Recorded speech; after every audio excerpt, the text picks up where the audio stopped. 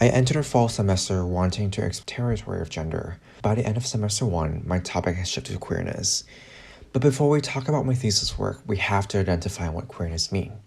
Queer is a term I've encountered occasionally throughout my early teen days, almost always as an insult, a slur. However, with the many influences from the queer revolution, now is a term I wear like a badge of honor. But how did this work become a gay slur, and how did the shift happen? This is what I found from my research. The first recorded written example of the word's usage as a slur was 1894 when John Douglas discovered that his son was dating the Irish poet Oscar Wilde. Worrying for his son's reputation, Doug launched a court case accusing Oscar Wilde was a gay prostitute.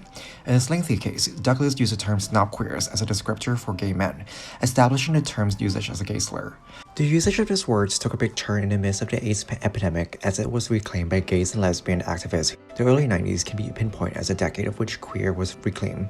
Despite claiming the word queer, the way the term being used continued to shift in the last decade. As conversation around gender and sexuality expands, new identities have been created to formally express the many flavors of the non-binary experience.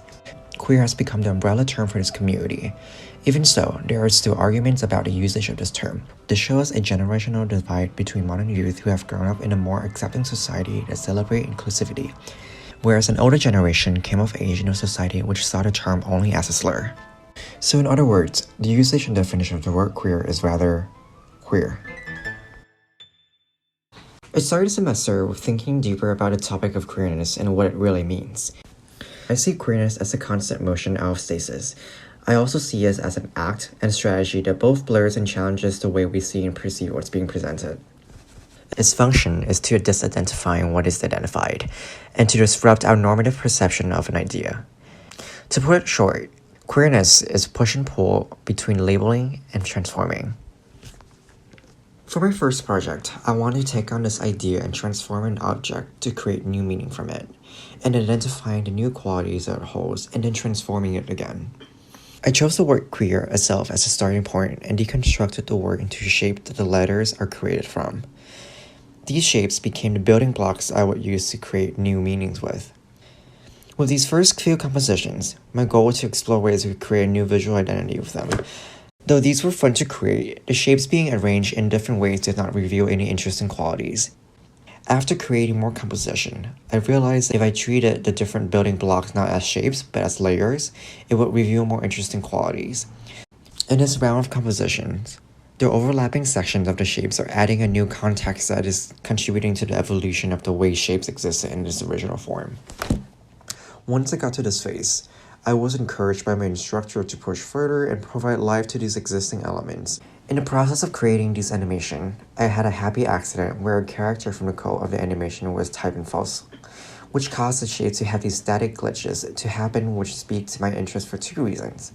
One, being they are visually super interesting and transform these black and white composition into moving entities with a language happening inside all of them. The second reason is from thinking about this block as shapes. These static glitches are now making me think of them as pixels, which inherently is a magnified identity to these shapes. From this newfound inspiration, I turned this moving composition into pixel animation as another layer of transformation. From looking at these pixelated animation, I began to think of them as moving landscape with their own breathing life, which inspired the next round of exploration.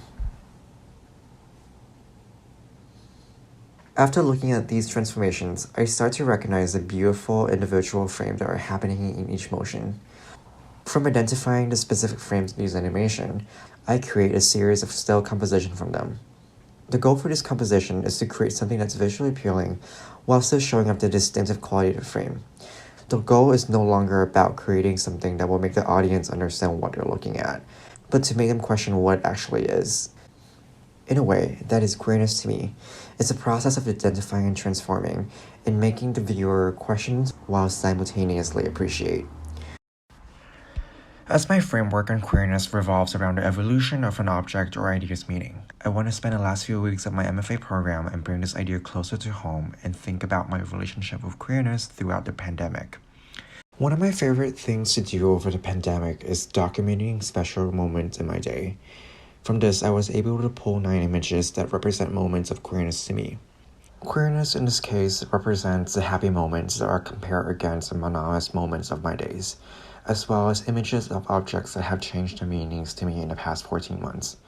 These images became the building blocks for me in this project. At this point of my thesis, I had stumbled upon Gilbert and George.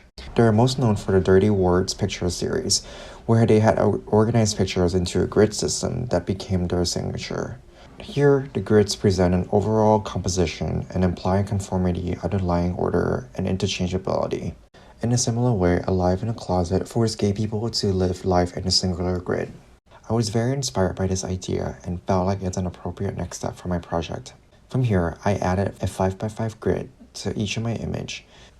From the grid, I was able to treat each square as their own individual element and explore the different strategy that I can reorganize the order of the grid. I began with labeling each square and ran them through a randomizer, and that will become the new order of the grid. After a few iterations of this method, I did not see any interesting qualities from the outcomes, and encouraged me to be more intentional with my method. From the 5x5 grid, I wanted to experiment with diagonal layout and see what would happen if each grid would integrate a different image from the selection. One immediate reaction I had was that I was very attracted to the color combinations, but at the same time, I still think this approach was too structured, and if I wanted to break the grid, I need to think of the grid as a framework and not as a potential outcome. In thinking about the research of the thesis, I remember a quote from Sarah Emmett, a queer and feminist scholar, who mentioned in her book Queer Phenomenology, where she mentioned, "The whole of change in direction is always that we do not know where some paths might take us. Risking departure from the straight and narrow makes new futures possible, which might involve going astray, getting lost, or even becoming queer." This made me think about the original grid I started from, and how straight lines are often used as a tool to describe normative and constrained ideas. To break away from this conformity, I needed to see the image beyond the grid and pay more attention to what's inside the square. This led me to eliminating each image background and pushed me to pay more attention to the lines within the grids that's happening in each individual square. From the next round of exploration, my goal was to make the lines pulled from each grid connect to one another. The result from the method was very interesting to me. The forms created from this still had a structure due to the grid foundation, but at the same time, there is a flow from one square to another to create beautiful forms as a whole. The randomness of two very different objects being positioned next to one another to create one organic line is also a visual representation of queerness to me, a mix of unrelated ideas that are able to exist as one whole unit. What got me to pay more attention to is the line that all of these forms are creating. I want to take these lines and bring them to another life, and add another layer to this idea of identifying and transforming framework I had set up at the beginning of the semester. With these lines and thinking about Sarah Emmett's quote, I want to embrace nonlinear qualities as well as the colors included in these composition. This brought me to the latest stage of this project, where each line is transformed into a new element that includes existing qualities from the previous stage. Taking the movement from each line, they are now transformed into a series of circles that create the same movement. While simultaneously, each circle is taking on a color derived from the gradient pulled from the start and end of the forms from the previous iteration. Each circle has its own unique element, where no two are of the same size or shade. When laying each circle on top of one another, they are creating a motion out of the stasis, where one is an evolution from the previous. In other words, it's queerness. At this stage, these lines might visually seem like they have no correlation to each of the previous steps, but the most important part about this narrative is that they all have a direct relationship and evolution from one another. Without this piece of context, queerness simply cannot exist. Just like our relationship to the word queer today, the way we understand it now simply cannot exist without its previous existence. Queerness is not a result. It embraces the everlasting process of learning and evolving. The most important takeaway from thesis for me was to develop an experimental method of making, as well as paying more attention to the existing between objective lines. Through all of my projects I've worked on both semester, I have learned that the wheel doesn't need to be reinvented. It just needs to be looked at more closely and see what other qualities we might have subconsciously ignored, and how can they be looked at differently to provide a newer and more fruitful perspective. Thank you.